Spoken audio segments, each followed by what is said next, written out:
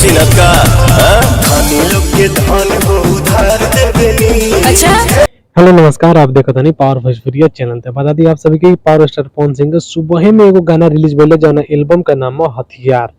और एल्बम आते आते यूट्यूब पर पूरा यूट्यूब हैंग कर गल। यूवेब म्यूजिक से इ गाना के लॉन्च कल गइल बा और पहला बार पावर स्टार पवन सिंह के रुतबा वाला सॉन्ग 2023 में आइला। आते आते ट्रेंडिंग नंबर यानी कि होम पेज वाला ट्रेंडिंग नंबर 2 पर ट्रेंड करता।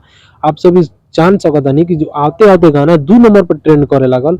एक और क्वालिटी गावा गाना के कितना लोग पसंद करता। एक बार रउआ नहीं कि सुन ले तो जाई, वीडियो के डिस्क्रिप्शन में लिंक बा, पहले गाना के सुनी और कमेंट करके बताई ये गाना आप सभी के कैसन लागला। और वही म्यूजिक डायरेक्टर बाड़न जौन पावर स्टार पवन सिंह के लगातार 2019, 20, 21, 22, 23 में सुपर डुपर हिट यानी कि कोनो भी गाना प्रियांशु सिंह और पावर स्टार पवन सिंह जी और शिल्पी राज होकर चाहे शिवानी सिंह होकर सब केहू के लगातार back to back super duper hit यानी कि सुपर डुपर हिट के साथ साथ ब्लॉकबस्टर भी गाना देता रहन पावर स्टार पवन सिंह जी। तो ये गाना सुन के बताइए आप सभी के कैसा लगा। मिलत है नेक्स्ट वीडियो में, तब तक के लिए जय हिंद। यही थी भोजपुरी की आप सभी के news, power star Pawan Singh के न्यूज आप सभी के चैनल पे सुने देखे के मिली। तो मिलते हैं नेक्स्ट वीडियो में, तब तक के लिए जय हिंद।